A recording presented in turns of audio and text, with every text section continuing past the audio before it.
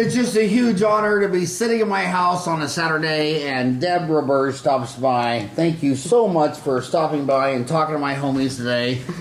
Deb Roberge has held almost every position in the dental profession other than that of a dentist. She began her dental career shortly after high school in 1963. Her interest in dentistry as something she had considered for years.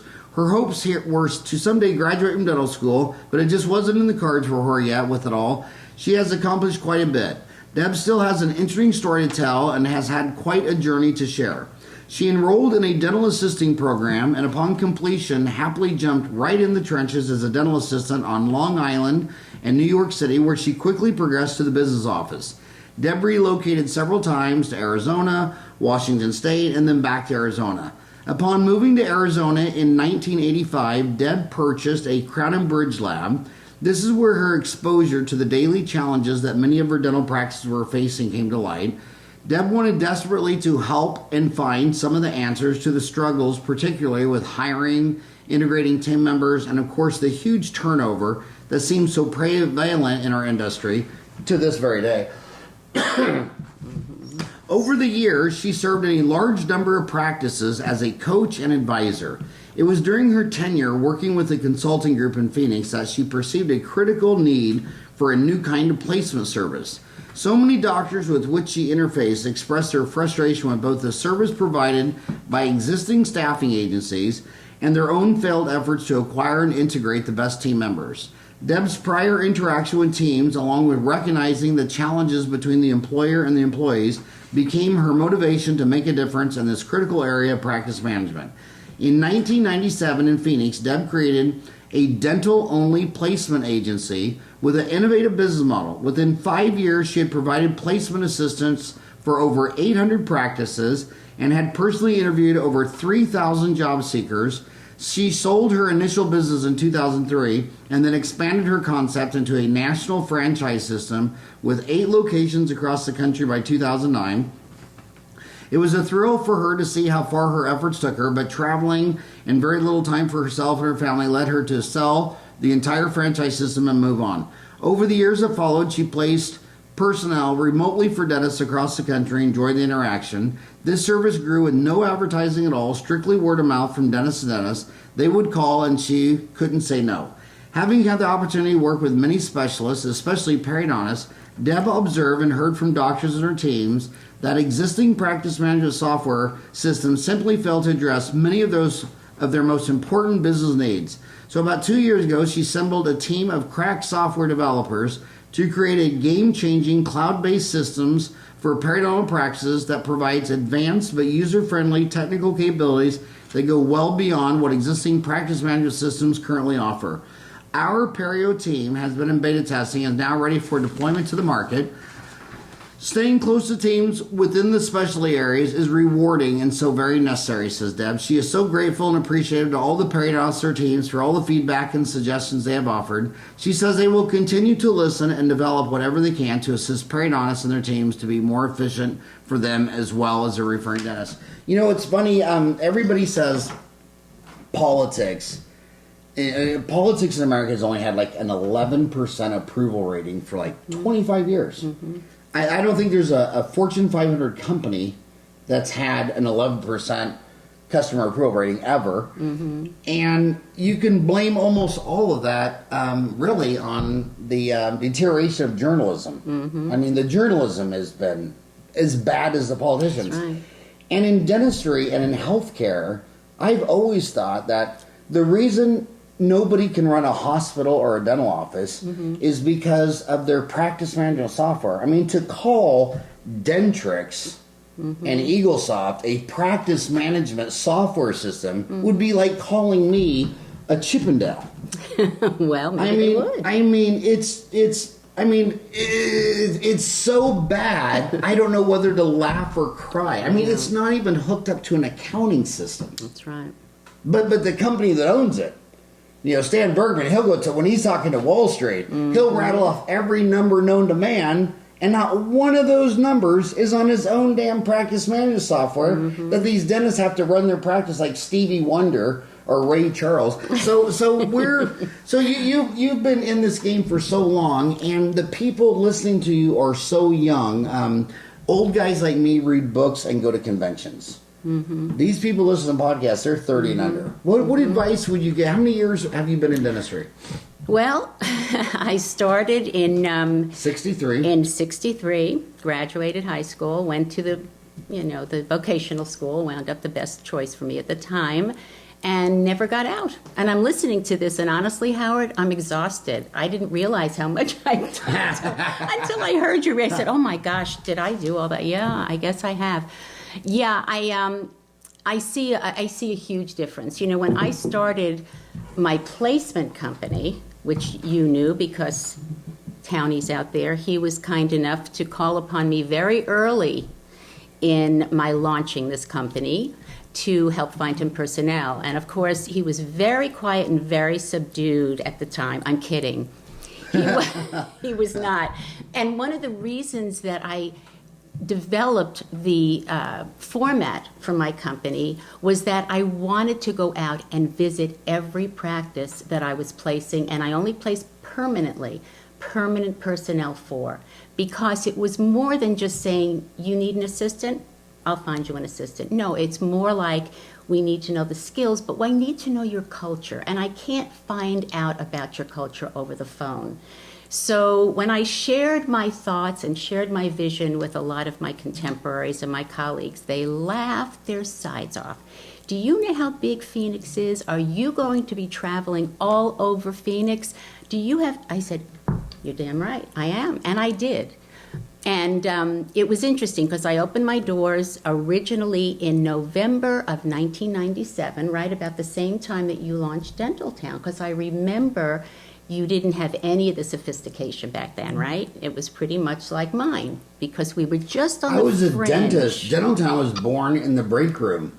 That's right. And that's where I met you, in the break room. I know. I met you in the break room.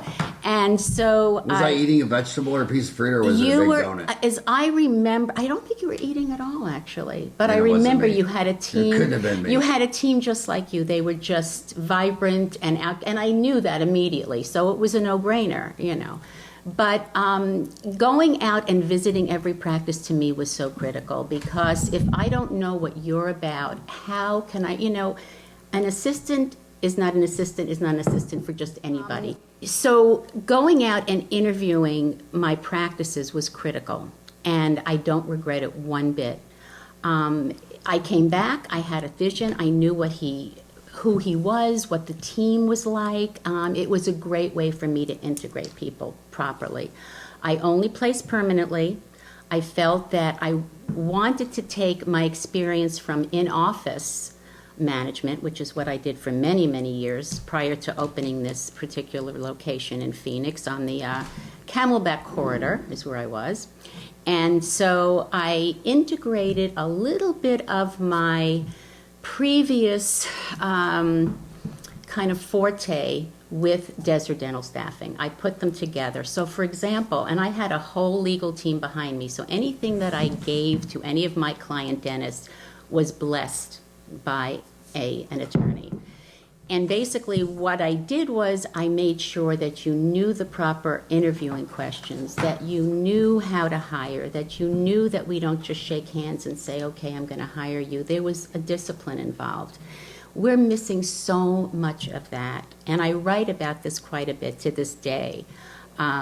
I wanted there to be discipline. I wanted to make it so that we don't have the huge turnover. The turnover in our business is ridiculous. I mean, I used to say it's like dog years. If you have someone for 2 years, it's 14. Wow, that's a great one. I never heard that. I mean, turnover in dentistry is measured in dog years. For me, she's been with me for 2 years. But it's such a crisis, because when I go to Verizon and upgrade the new cell phone, I don't care who's there, because I trust iPhone, and if I want to go from iPhone this number to that number, I don't care who it is. But when I go to a dental office, you tell me I have 4 cavities, I don't know. So when you go to my office and Jan's been there 30 years. That's who I met, Jan. I knew it started with a J. I mean, she's my first dental assistant. Don't you think it's more important to get rid of staff turnover if you're selling something that's based on trust? Absolutely. versus something that's a brand that you can pick off a shelf? Well, there are a lot of reasons why you have longevity.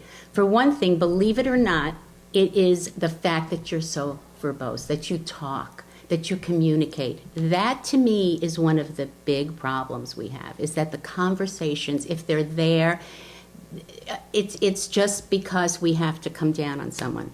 It's not, how was your day? You did great today. Those, I know sounds very passé, but just saying something to that, it means so much. We are caregivers. Caregivers don't like change. Caregivers like to be appreciated. Caregivers don't like conflicts. So you put this all together, and what have we got? So one of the things I've always said is slow the process down. Now, can you go back to when you hired Jan? Do you remember how you did that? I'd love to hear, because sometimes there's a thread of commonality, and that's why it worked. Tell me how you hired I remember her. my greatest hires. I was with a patient.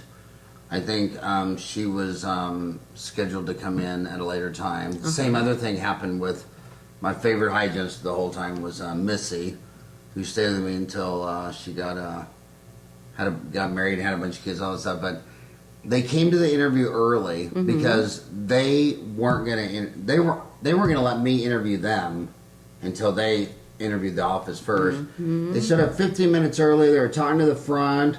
And then without anybody's permission, walked him into the back and was walking around and talking to everybody. And I realized, my God, is that my interview? And she was checking out the whole place, talking to all people, because I realized in her mind it wasn't about whether I wanted to hire her or not. It was about whether I had the honor, whether she was even going to consider working for me. And I thought, these girls, and then when you go to a lot of the dentists, you watch them interview the person, and you say anything. I mean, the dentist is in there talking the whole time. That's right.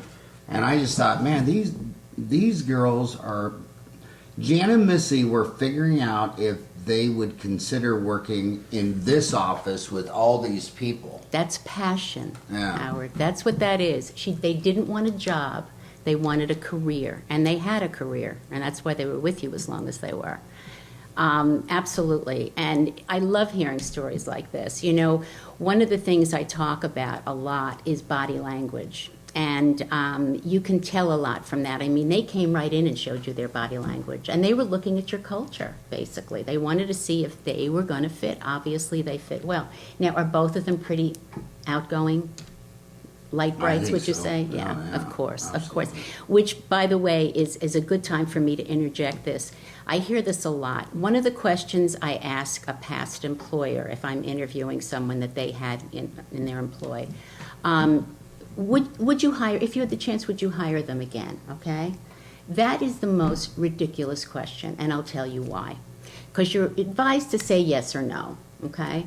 What if someone says, Howard, would you hire Jan again? Of course, after all those years, you've got to be, deaf, dumb, and blind not to realize there's a reason she's been with you that long. But nonetheless, would you hire again if you had the chance? And of course, you're going to say yes. But here's the caveat. What about the dentist that doesn't like talking? What about the dentist that likes an environment that is quiet? We have candles burning. We're just a very quiet atmosphere. Jan could be fabulous at what she does, but she wouldn't be a fit for him. So your listeners should know that is really not a fair question. The other thing is, would you hire them again? Yes. Now, here's something else I've seen. For some reason, I don't know why, well, I do know why, dentists that have been embezzled, many of them will not take action. They just push them out the door and let them go. Either they're fearful of retaliation, or they feel sorry for them, whatever it is. So, they don't press charges, they don't do a thing. So this person, okay, she was a great employee. She was self-motivated. She was independent, winky, winky, because she was playing with the books, winky, winky. What happens then? Would you hire her again? Now, you want to say no, but you're going, ooh, if I say no and she doesn't get the job, she's going to know it's me. My house is going to be bombed. What am I going to do? So what do they say? Absolutely. Not a fair question, okay? To me, you get to know this person as much as you can. This person is going to be with you, hopefully, for a long time. Now, granted, things happen in life. Like you said, someone got married, had children, her lifestyle changed. That's great. People move away, people have illness. Nothing is forever.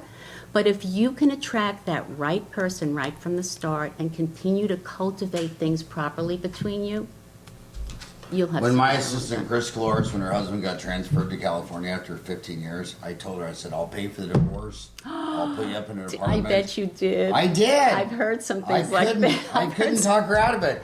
She went with her husband and 3 kids. I've heard some crazy things. I seriously, I felt like someone hit me in the side of the baseball bat. I know. It's when tough you because find that when person. you find that right person, I have 5 sisters, and usually I can tell. Usually within a year or two, they should feel like you should love them like a sister. Sure. You want to see them. They're fun. You got their back. You do anything for them.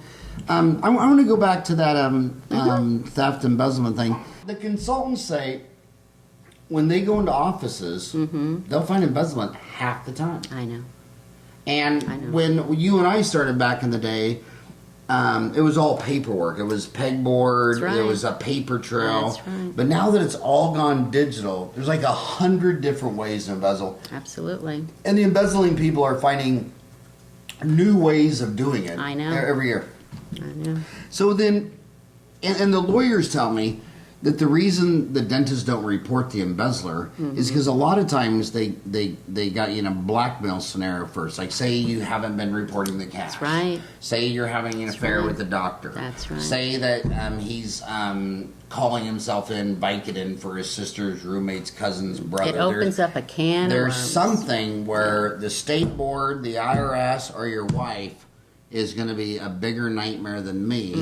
So then some people are saying that if that another way to do it is to run a credit check on them. That embezzler. Absolutely. You know, it's so interesting because years ago, I'll be honest with you, years ago when I started my company, things were different. I mean, it was only 20 years ago, but boy, it feels like light years. There wasn't very much background checks going on back then. Now, granted, if I had a high-profile situation where someone is really running the whole show, I would insist upon it. I can tell you an interesting story. There was someone that came in. She was applying for a very high-profile job. This was here in Phoenix, probably 18 years ago, whatever it was. And she was going to be running a couple of different offices. So I said, look, I told my client, and he agrees, I want you to agree to a background check. And she said, oh, okay, what does that involve? I said, well, basically I need to know every last name you've ever had. I need you to approve your social security number and maybe some states where you've lived. Just make it easier for the tracking purposes. So I said, and I actually have a form for you to fill out if you wouldn't mind. And she looks at me and she said, Deb, I could do it, but I'm just having such a problem remembering my social. I just drew a blank. And I said, well, do you have a card? I have it in the car. Have you seen her? I haven't seen her in 18 years. Boom, out the door. Now, I have a child who's special needs. She can tell you her social. So I'm thinking, are you serious? The point is, you can learn a lot before you even go into that area. But today, I tell everybody, please, and even clinical assistants, because there was, I don't know if you recall, there was a ring here in Phoenix many years ago with a very well-known oral surgeon where his team had a whole thing going on. They would, back then, script pads were everywhere. You just put it in your purse. I mean, they were selling things on the street, and the whole team was out You mean the door at drugs? once. Yeah. Pain bells. Yeah. Yeah, well, that's another thing they're finding with the embezzling, that not only are embezzling, but a lot of them are selling prescriptions of hydrocodone. It's amazing.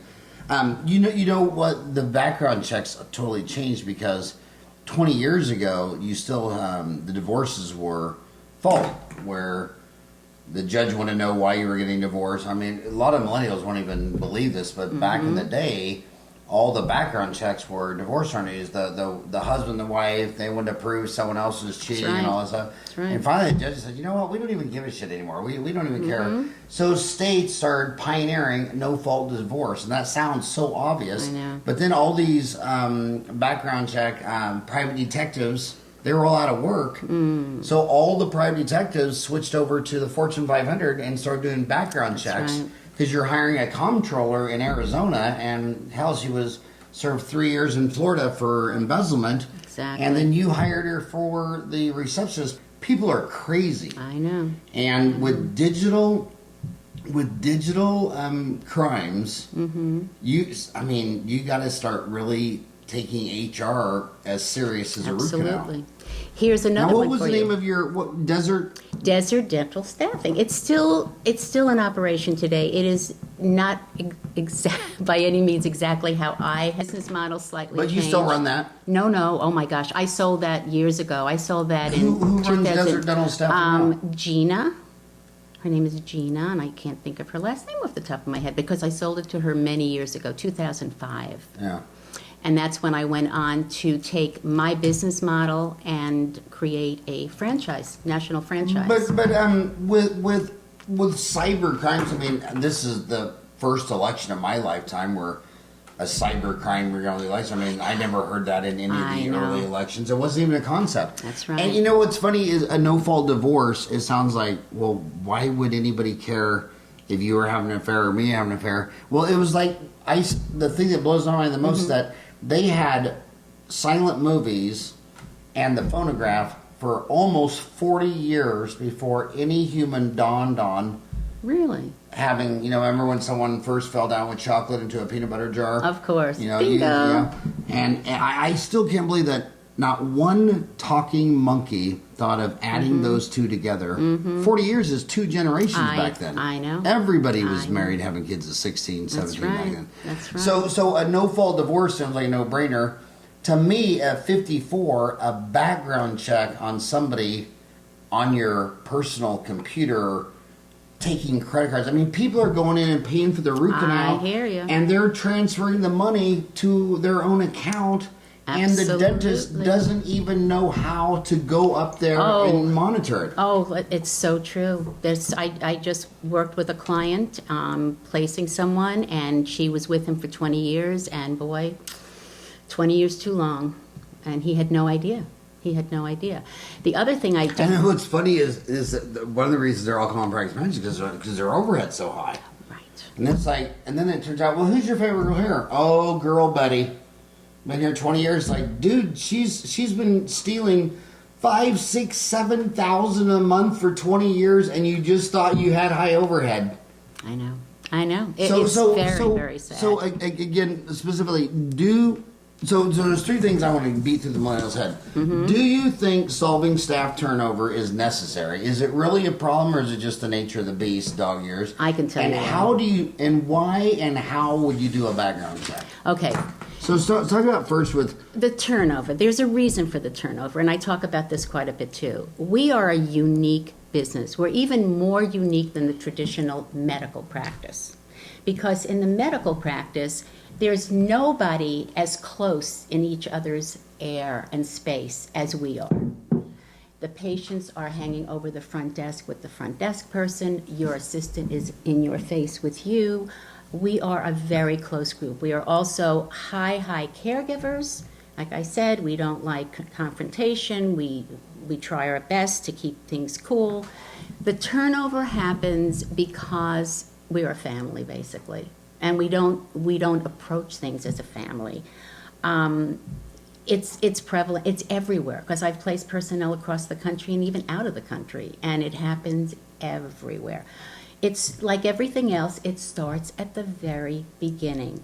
You can't shortcut a hire. It's just like shortcutting anything in dentistry. If you shortcut a procedure, what's going to happen? It'll fail, right? So you can't shortcut it. It's got to have a process, as much as people hate it. And usually it's because they need someone fast. right. I can't wait. Get a temporary in. Right. Have a temporary, just scrub instruments. Keep them away from everything else. That's the other thing. Sometimes they'll hire a temporary. They'll be at the front desk. Bingo, you're opening yourself up to a stranger coming in, handling socials, anything else they want to look at. So that's not the way to go. The turnover happens because we have to slow it down. We have to have a process. We have to think about it. And another thing I'm going to tell you is that people that know me know this. I do not care for titles. I don't like the title office manager. I don't like the title lead assistant, lead anything. Why? Because we are predominantly women, right, that support our dentists. Dentists aren't all men today. Many are women. But women love titles. I always say, give a woman a title and she's a happy camper. Give a man a raise and he's a happy camper. To us, not so much to me, but to many, having a title is everything. The minute you tag on, you're hired for the office manager, it suddenly, and it doesn't happen with everybody, but I would say 75 to 80% of women, they run with it. I'm the office manager. You will listen to me, you will hear me. Not only that, it's a way of saying you will always be overly paid way more than it, because you are managing everything.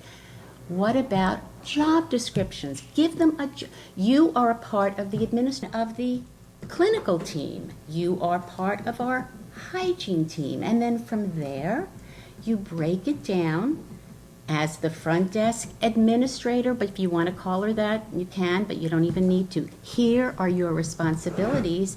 Here is the person with you. These are her responsibilities.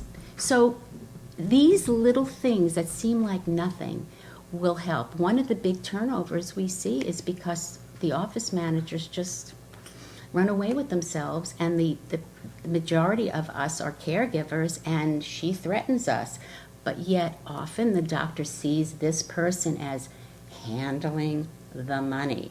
So, she's rough and she's tough. It's because she's handling the money and she's handling my business. But it doesn't always work that way. So if you said, should they call references? Because what you earlier alluded to is that when you call a reference, they're not going to be truthful. Here's the other thing. I'm glad you brought this up. When it comes to letter of reference, and many times, rightfully so, an employee who is either dismissed or they're leaving will say, "Doctor, can you give me a letter of recommendation?" Okay? This is something I have mentioned years and years ago, so for me this is old news. When a letter of recommendation is written for anyone, I don't care how great they were or how poor they were, you just, remember Dragnet, the facts, ma'am, just the facts? Remember? We remember. Your mother probably told you, but I remember it well. That was a great show. It was Dragnet. That's right, Dragnet, the facts. Just the facts, Just the facts. So what you want to do is, Susie worked for me from this date to this date, okay? Make sure you have the dates right. Susie's, if you want to really get intricate, Susie's responsibilities, bullet point, no comments. Nothing about she was good at this, because what you think is great might not be great for somebody else. But more than that, it's a slippery slope. I mean, they have in big corporations today have snubbed their nose at reference letters for years and years and years. So I tell my clients that all the time. Very simply, just the facts. That's it. Done. And I've said to many of my clients, let your ex-employee know that this is what you'll supply them with, that it was a recommendation because it's the way to handle it legally. And, they'll just do with it as they please. But it's no opinions. No opinions. She was great or she wasn't great. That will save you a lot of angst later. But again, do you recommend calling references on hires, or do you think? Well, that's a good question. Here's another thing I've put together. You can call a reference, but you need to get the approval in writing by the employee in question or the potential employee in question. And I've even recommended the questions to ask. So, for example, Susie, I want to check will you give me permission to check with Dr. Ferran on, a few things? And, okay. I'm going to show you the questions I'm going to ask. These are the only questions I'm going to ask, and they're also nothing heavy. Did Susie take any CE courses?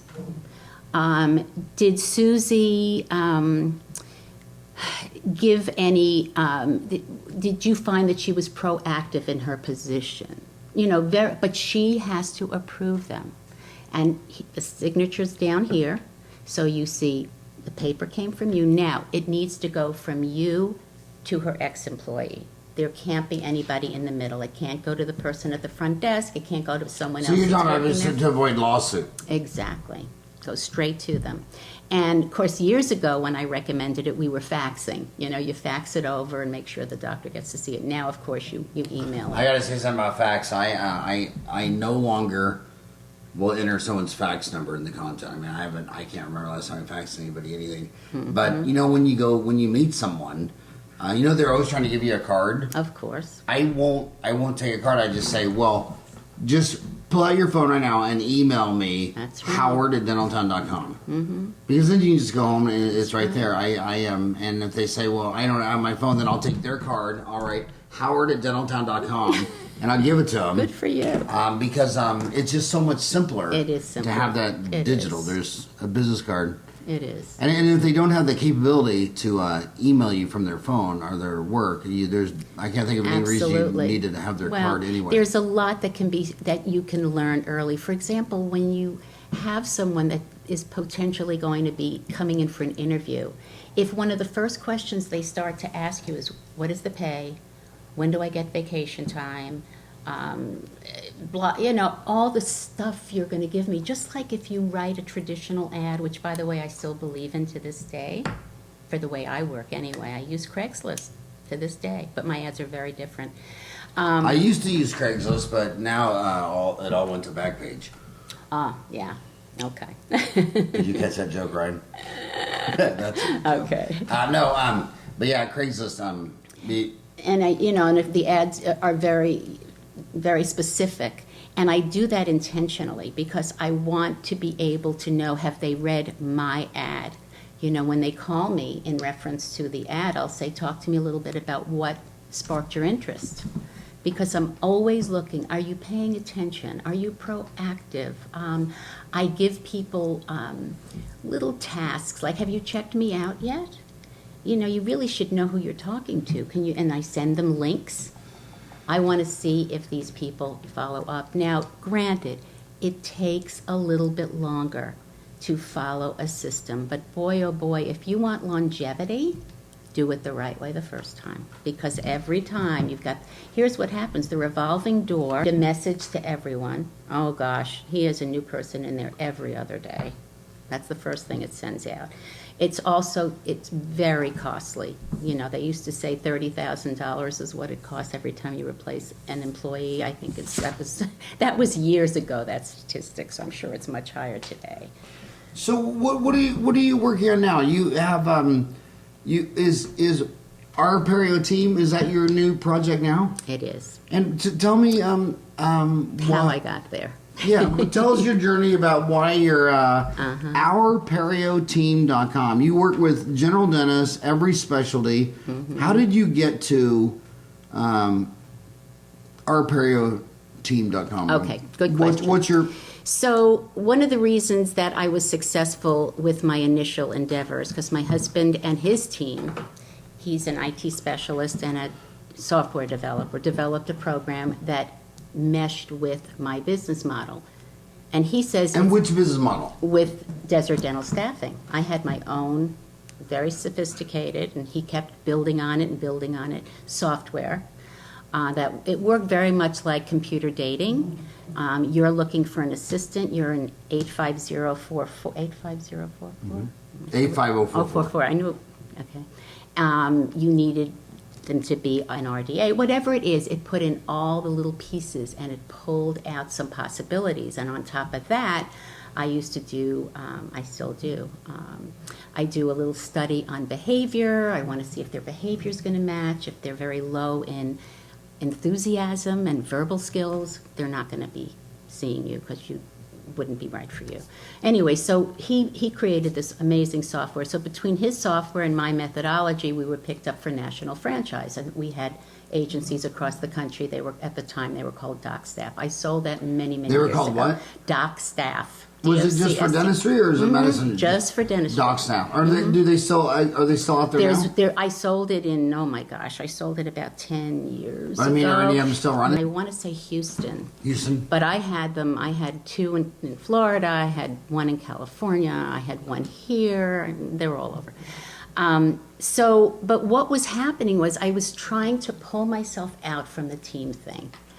I just, I love it, don't get me wrong, but I was trying to stay away from traveling and visiting. And so one day, and actually it was about 5 or 6 years ago, I got a call from a dentist here who said, Deb, please help. And I said, well, I'm not going to come there. And he said, do it remotely.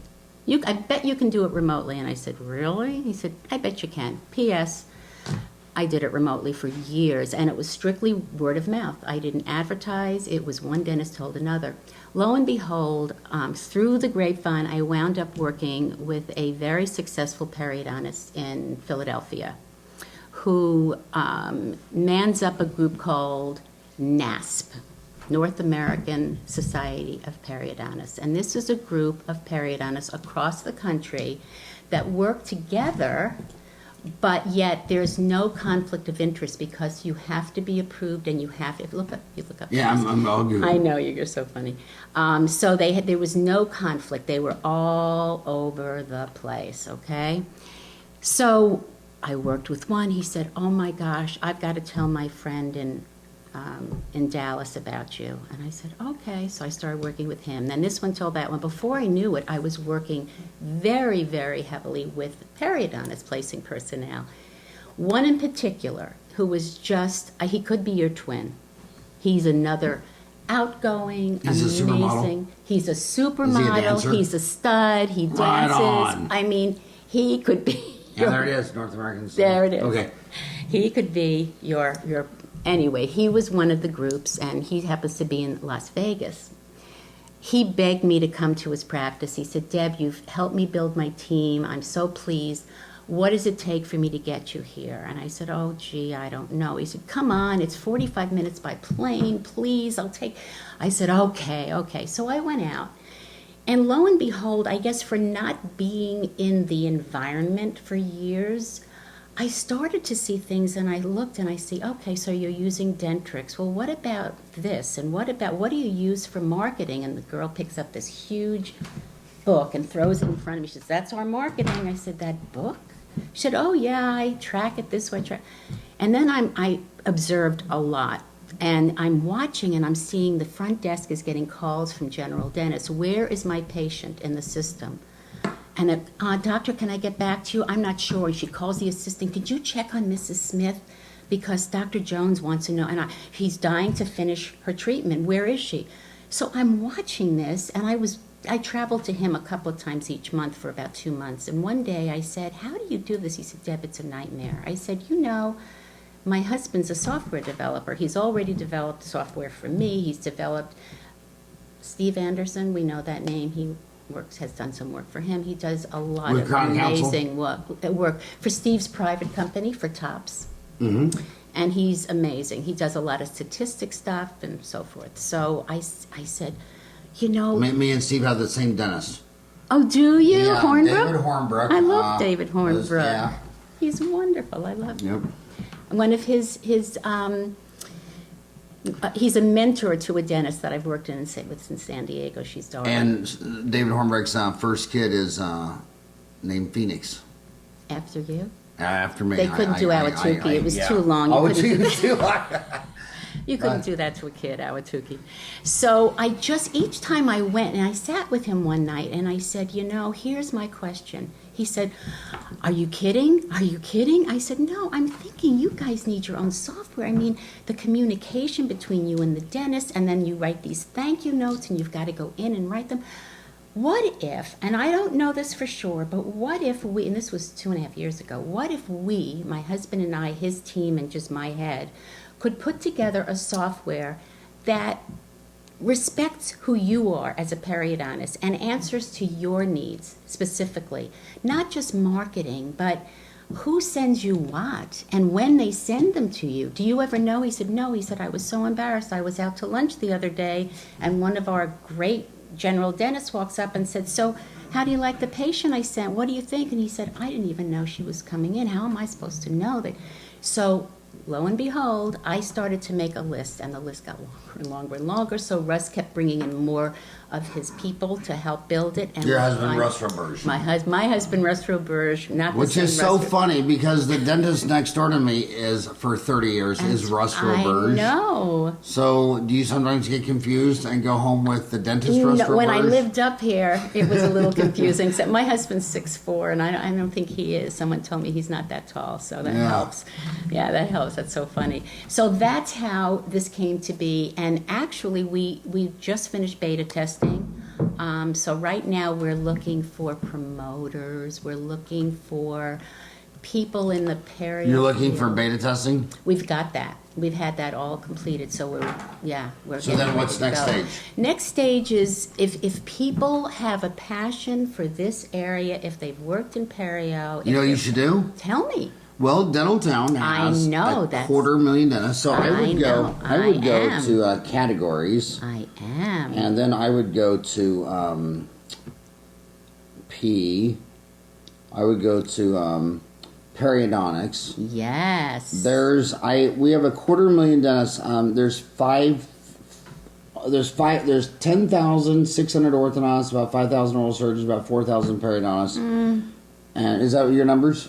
About right. Yeah, and I would go right to Dentaltown, and I would just post. Well, on I'm there, and I'm going to do that. and just tell them exactly. Just be transparent, honest. Say this is who I am. This is what I'm looking for. Anybody interested in being whatever it is. Well, that's it, and it's it's internet based. It's cloud based. It's highly tight. In other words, HIPAA compliant. We went to see a fabulous attorney up here. I'm not giving her a plug. She doesn't need it, but she's amazing, and she does She does cyber stuff. She does, because we needed to make sure that we were as tight as could be cyber-wise, especially like you said, what's going on in our world today. Because now the general dentist will have his own portal. He can go in and see where his patient is in the periodontist practice, how much more time they need. Hygienists can speak to hygienists. And if there's special requirements for Mrs. Jones because she's got an implant, that's not looking so hot, we have to be very careful. It's opened up a whole communication segment for them. And now they know the doctor can have a text come and say, just this minute, Dr. Ferran just sent you 2 patients. So he's got it. He's got the patient's name. He's got everything. We've eliminated the old traditional, the one thing that goes back to the 60s when I started, those paper referral forms. I know a lot of companies are doing it now without paper, but ours is very quick. It's bing, bing, bing, bing, and it goes right there. Everything's there. We also have a much better way of sending x-rays, photos, tight, quick, shows up. It's pretty amazing. Well, and it'll be fun because you can put some on Dentaltown and see what the periodontists think. Absolutely. And then and I got to tell you a business lesson about a friend of mine who passed away, Bob Ibsen, the founder of Denmat. Oh, I know that name. And I remember one time when Dentaltown first came out, it was a new world order because CEOs like that never ever could hear really from their customers. I mean, some of those CEOs were detached, and some guy got on Dentaltown and started saying that didn't like his product. And Bob called me up and beat his chest, take down that post. And I said, well, I'm not going to take down that post. He goes, oh, you will. Trust me. I'll stick my attorneys on you. We'll take it down. I said, I don't live in fear. I said, I don't even care. I said, but Bob, here's you don't understand this new internet thing. I said, that guy on Dentaltown has 1,000 posts, and you're in Santa Maria, California, and he's in L.A. And you own a jet. I said, if I was you, I'd send your jet, pick his ass up, or drive down there, have something. I said, you're both dentists. That's right. I said, at that time he was probably 60, and I said, this kid was probably 25. I said, why don't you listen to your damn customer? Absolutely. So he yelled and screamed this and that. Finally, took a chill pill, and he called him up and invited him to come spend the day in the office. Smart. And those two guys fell in love in about 3 minutes because they're both extremely passionate. That's right. And if you believe the world is red and I believe it's blue, well, we're both dentists and we're both only treating the patient. That's right. And it's so funny how people when they take it takes a very humble person to listen to feedback that says, I don't like what you're doing. And it takes a very, very high self-esteem, humble person. Right. And people are extremely complex. I look at just my 5 sisters and my 4 sons. I mean, my 5 sisters, the only thing those 5 girls have in common is the same mom and dad. Wow, man. And my 4 boys, I mean, I'm positive my ex-wife cheated on me 4 times. Because they're all 6 foot. They're completely different Isn't that people. interesting? So why in the world would you think your business would make everyone happy? You're going to have raving fans and people who throw you in the bus, and the high self-esteem people. I want to hear that. And a high self-esteem person, when a patient is totally upset, it's a teachable moment. That's right. So just listen.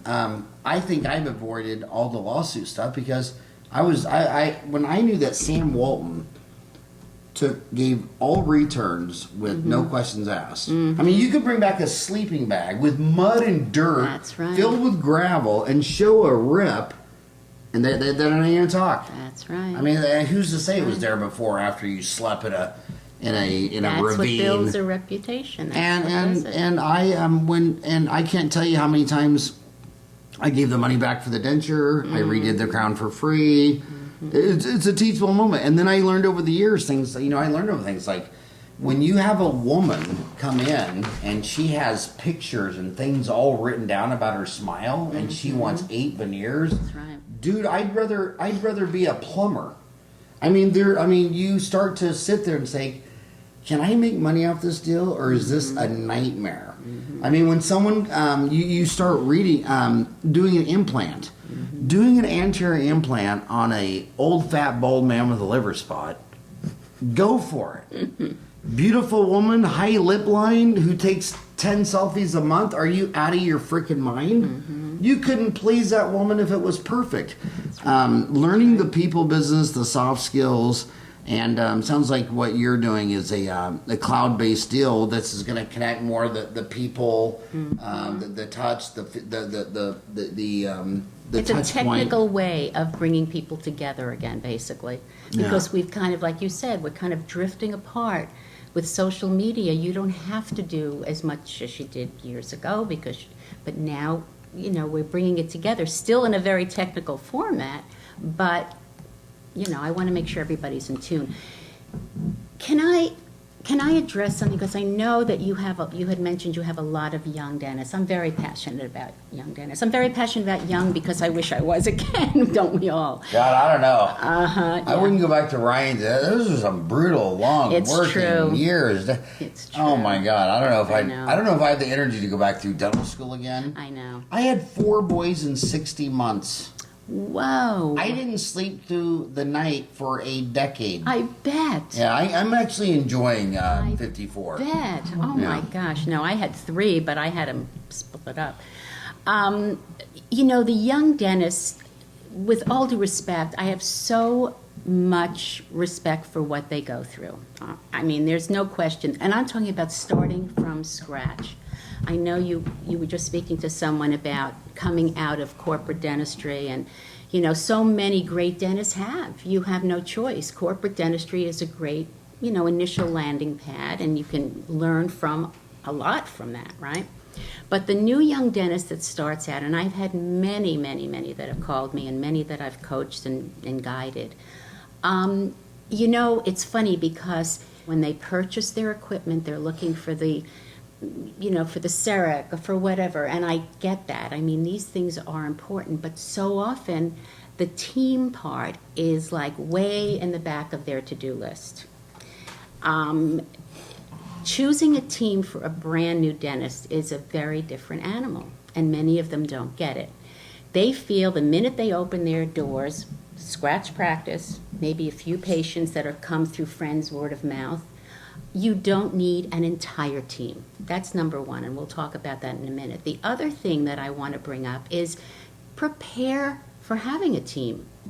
Prepare job descriptions, prepare materials, prepare an employee manual, prepare what kind of culture would you like to have in your practice. In other words, what percentage of your patient base will be indemnity insurance, what will be maybe HMO, what will be totally insurance-free. Have it all spelled out, but more so it's that team stuff, because they just feel, I'll hire an assistant, I'll hire this, I'll hire that.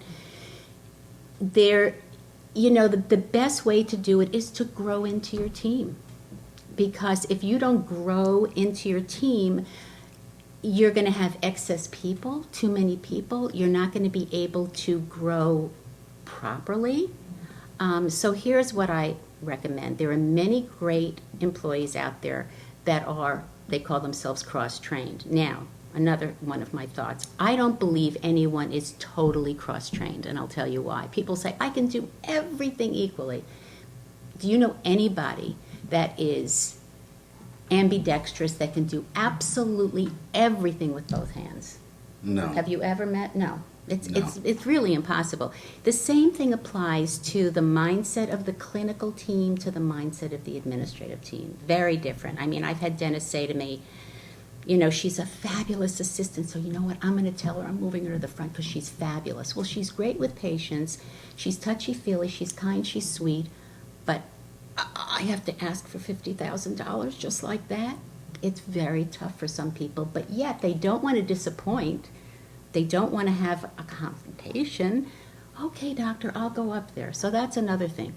But the people that are cross-trained, what I do is this. Their strengths are, we know where they'd prefer to be. But we hire them understanding that this is temporary. As we grow, we will then put you in the place that you belong, because you know where you belong, and we're going to know it too. So we hire this cross-trained person. She handles the couple of patients we have during the day. She grabs the phone as she can. And as the practice grows, guess what? Susie's, oh my gosh, I'm so excited. I'm now going to be the assistant I've always wanted to be. She goes back to the assistant role, and we hire someone to replace Susie. Susie can then train the new person coming in because she's done both. I know there's some controversy here when it comes to doing your own hygiene. You didn't go to hygiene school. Many dentists are not good at hygiene. They're just not. They prefer the hygienist to do it. But if anything, have a hygienist one day a week. You don't need to hire a full-time hygienist the day that you open your doors. You just don't. And then it grows as you grow. And the same applies to all the other positions. So I always say grow into it. Does that make sense? Well, I think one of the biggest changes that's happened in labor in my 30 years, I graduated in 87 and it's 2017, is that 30 years ago, I did a crown for $1,000, billed it to Delta Dental of Arizona, and they paid half. Mm-hmm. I did a molar root canal for $1,000, billed it to Delta of Arizona, and they paid 80%. Right. And now Delta's all PPOs, and the average PPO is about 40% less.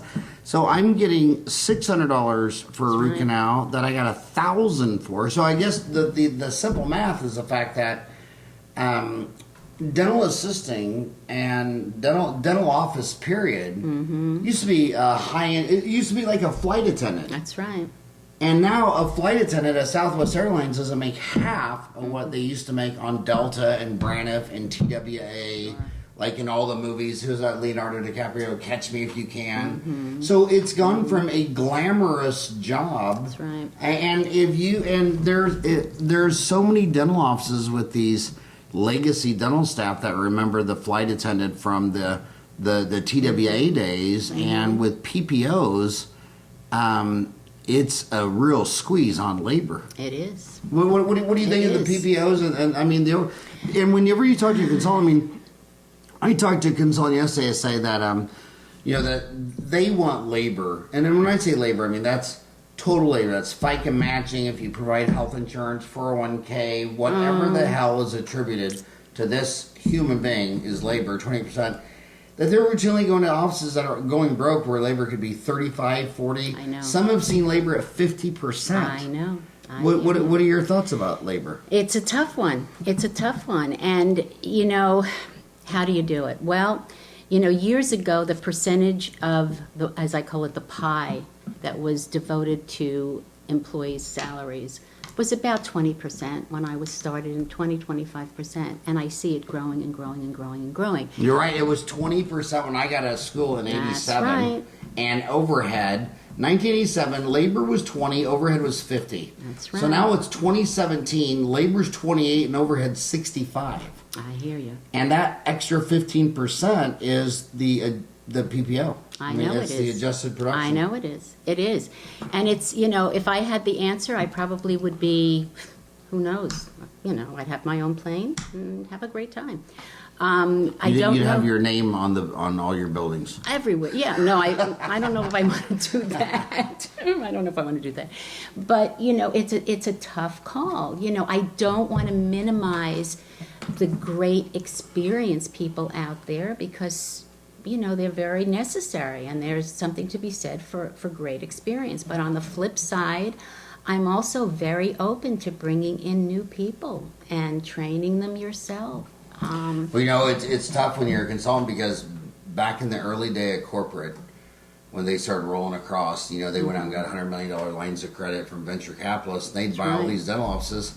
And now all those CEOs, they say, we don't want to do it anymore because when we buy your office and you gave your staff $1 raise every time the earth went around the sun as if labor was based on astrology, and then we got to go in there and say, oh, by the way, you're making $25 an hour. Yeah, we just moved you to 18, and then deal with that attitude for a year. Can I talk about that? Because that was an interesting.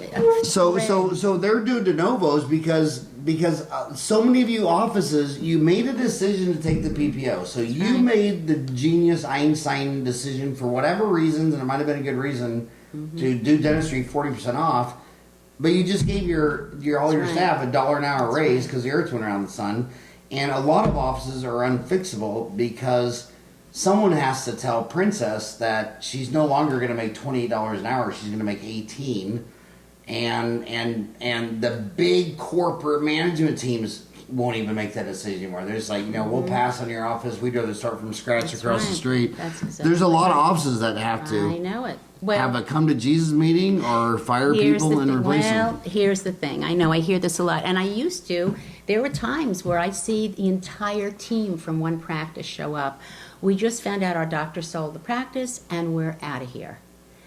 And why? Well, we don't know if we like the new person, and we just know our salary's going to be cut, and. But more than that, he never told us. So the first thing I'd start with is, okay, you're selling a house. Would you sell a house without a refrigerator, freezer, without a dishwasher, a stove? And they'd all go, no, you have to, right? So please understand, he has to. He wants to sell a complete office with the equipment, with the patient base, with the software, and with his team. So please understand that. He loves you. It's not that he wanted to keep it from you. He had no choice. So I settled that right up. And I always say, please, give someone a chance. Chances are you may have to go back a little bit in salary. But it was time for your doctor to move on. A new person's coming in. Help him. You know the patients. You know the practice. Stick with it.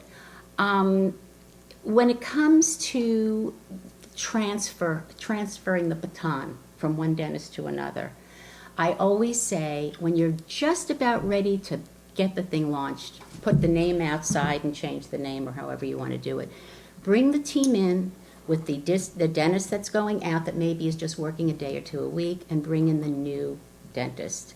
Sit down with the team and say, here's the story. It was time for me to move on. I'm cutting back. I'll be here one day a week for the next 6 months or a year. Dr. So-and-so's taking over. I'm going to let him have the floor and talk to you about his vision for this practice, because it may not be my vision, and I want you to listen.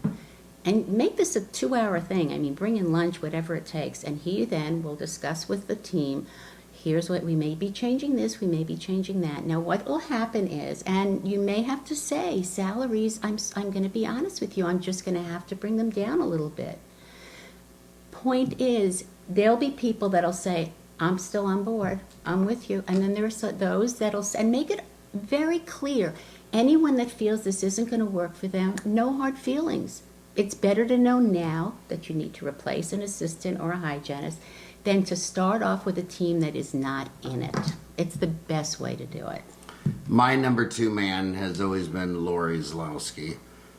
We call each other, on good days, we call each other Batman and Robin. Sometimes we're Mickey and Mallory Knox. Sometimes we're Bonnie and Clyde.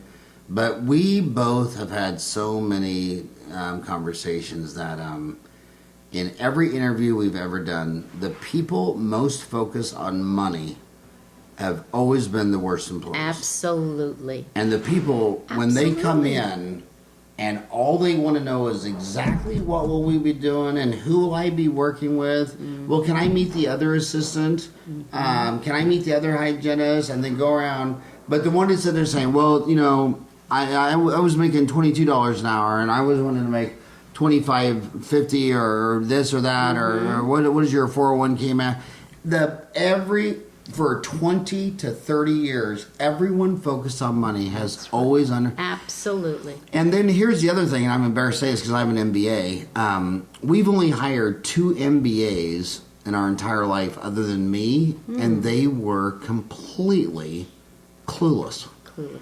Dan Fisher of Ultradent has like 1,500 employees, a big manufacturing deal. He says every single PhD they ever hired was useless. So some people go read about it in books for 5 years, and other people are just street smart and know it. That's right. And in today's generation, if they're humble, hungry, have a curious mind, they'll figure it out on YouTube and the internet. That's right. But the ones who go stay in school for 5 years and read books, they're usually not clever. Well, they're perpetual students. They want to just keep going back to school. But I want to say something now, and many of you who work with me know that I live by this one little statement. So I'm going to set the stage. So you're interviewing someone face to face. You've spent maybe a half hour, 45 minutes on this initial face to face interview, and you think it's going well, and you're seeing some good things. What I want you to do is stop and say, Howard. Now, let me set the stage a little more. I never talk salary. I do not talk salary. We do not know where you're going to fit in that whole scheme of things. Now, we have an idea where we're going to go, and this probably might be a whole nother session for you and I, because I created something over years out of need called the Progressive Salary Program to end the question, what do you want to make? What do you need to make? What did you make in your last job? Done. No longer do you have to ask that question. We drive the ship from our end, and then they follow. We'll talk about that later. But so we don't talk salary. We're talking the position. We're talking the goals of the practice. We're talking about how it's been, where you want to see it, your culture, all these other things, and you're feeling like it's going really well. You then sit back and you say these words. Okay, Howard. If I were to offer you this position, what are you hoping for? Okay? Sometimes people say, well, what do you mean? What do you mean by that? You just stop, you smile. If I were to offer you this, you ask it again. Now, it works like a charm. Some people, without hesitation, will say, oh my gosh, I'm hoping to be here because I love your technology. I love your team. You have such a great reputation in the Valley. It's just the kind of office I've dreamed about. There are others without a split second. Well, I'm hoping for like $30 an hour. I'm hoping for complete. Nice. That should be called the Rorschach or ink blot interview question. By the way, what do you want to call this podcast? As succinct as possible, because you only want to have a few words. I know.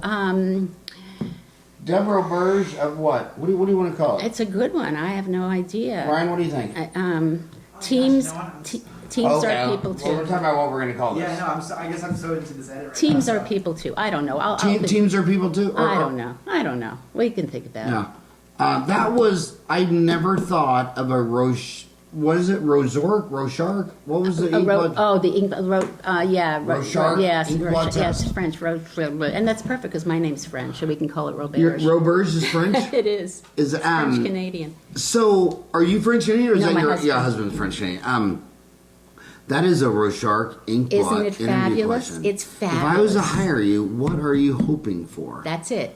And it's the glass if half they full. showed money, I can tell you that is never going to do it. It's Yeah, well, Steve Jobs, he said, if you don't love what you're doing, find another job. absolutely. He said the only people that are good at their jobs are the ones that loves it. And he always said, if you don't love your job, he said, go unemployed, quit, Absolutely. leave. You're Can good you to imagine nobody. spending your whole life doing something you don't like? I can't because I've always loved each twist and turn I've taken over years. I've loved every That single was bit great. of it. That was worth the whole podcast just for that whatever. Yeah, And I'm right. wondering how many Rorschach ink blot test questions like that you could even ask patients. That's going to make me think the rest of my you're- Saturday and Sunday. Absolutely, and I can call you on a couple of others that I've thought up over the years. But that's it's amazing how it works. And those people that hesitate, sometimes I cut them slack because sometimes they just want to be sure. Because you see it in journalism, it's illegal in court to lead the witness. But you see it in journalism, and I say, well, what do you not like the most about this guy? I say, what do you mean? What you don't? How do you even know they don't like anything about Exactly. it? They're always leading the witness, and the judge will stop it. And when you're talking to a patient or a staff member, you shouldn't lead them. You should just throw them a neutral. That was so cool. And I've heard everything from, they've rattled things off. I need this an hour. Did I tell you I need this? Oh, and I'm going on vacation. They just rattled off. And some people are this. so crazy over the years. I remember one dental assistant told me, she goes, well, right now my commute is it's almost 20 minutes. And if I worked here, the commute would only be 10. I'm thinking, you would leave at your dental office for a 10-minute commute? You don't even give a shit. Exactly. It's amazing, Either huh? that office means nothing to you, or you have no passion. And I'll tell you what, the other thing is, sometimes people get in a career and it's wrong. I remember one of my earliest assistants, you could just tell she hated it. Oh, that's And true. every time she ever talked about it, she'd already had 3 or 4 jobs. And the only time I ever saw her eyes glass over was when she's talking about her gardening. And I told her one day, I said, you hate this. And I don't know if it's me, our office. I don't know if you don't like Jan, but I'll tell you what, from me knowing you, she go work in a nursery. She goes, but I went to dental assisting school. My dad sent me to dental assisting school. I went to a year of college for dental assisting. I said, I don't give a shit. You don't like this. Good for you. And I hounded her for a long time, and she finally went and applied at the nursery right on the other side of South Phoenix. I forget what it's called. Southside Nursery, the one right on the corner, the big one. Oh my God, she loved it. She's in heaven. Oh, I've had this happen many times where I could tell this person is just not in it. And I'll say, tell me this, how did you get into the field of dentistry the first time? It's amazing. It was not any one of their idea for passion. This is what I want to do. It was either my mother was a hygienist, she told me to do it. I heard the best one recently where, you know why? Because in school, people were raising their hands at what they want to do, and I couldn't think of anything. So I just raised my hand, and I told my mother, next thing I know, she had the application ready, and I was off and going. So, if you're not passionate about what you're doing, if you're not enjoying it, and it follows through everything. It completes the circle of the salary's going to change, but it will, with your help and with the great team that we have going, it's going to come up and everybody will be, rewarded. People that are in it get that. I'd say the most miserable dentist that I've known for 30 years, their dad was a dentist. Oh, interesting. And they just fell into it. Maybe they're trying to please their dad or their Yes, mom or whatever. That happens a lot. And they didn't like it. Last question. Sure. You spent a career in team building, HR. Yes. I don't want to get into politics, sex, religion, violence. You never win talking about things where people will never open their mind or change their mind about them. But Sure. as soon as Ronald Reagan said free trade, all of Asia said, wow. The government started giving them billions of dollars to build all these factories, and they started dumping their products on America, and we've lost 50 million manufacturing jobs. So this all-girl profession is now men. All the data you look at the Bureau of Labor Statistics, men are pouring into hospitals. I got my office managers now, man. I had two dental assistants that are men. Oh, yes. All my homies that are my age are now hiring boys, and because the manufacturing jobs are all in Asia. Right. So do you think HR is our dental staffing? Do you think much of it's gonna change as we go to a profession that truly was over 98% women? Yeah. And now every single year, I know. that men are coming up a notch. Well, for one thing, obviously, we have to be very careful as far as, discrimination. Very careful. I had a client once, I interviewed a phenomenal gal who was black, and she was amazing, and set up the interview. She went in, and the doctor called me and said, she was black. I said, she's a great dental assistant, she's wonderful. And he said, I said, we don't go there. I said, I won't even touch that. I won't even go there. So that, that's something we've got to stop. People are people. People are people, and if the person is a devoted clinical assistant, fabulous hygienist, I look for their behavioral style and their skills first. Who they are and what they do and what they know. That to me is everything. But you're right, it has changed quite a bit. I have a client who I just found the second male team member for her. And she's a she. And I would say as far as race and ethnicity and all that stuff, I think the office staff has to match your hood. And where I've seen it wrong the most is you'll go in an area that's like all Hispanic. Yeah. And then you go into this dental office, it's the Indian dentist. Everyone in there's from India. And you walk in the door and you think you almost went through a time warp machine. Yeah. It's all different. It's like, dude, if your area is 80% Hispanic, you need someone in here Hispanic. Yeah. You can't walk through a door and be in New Delhi. It's true. And as far as the men go, I know this sounds really, really bad, but this is Dentistry Uncensored.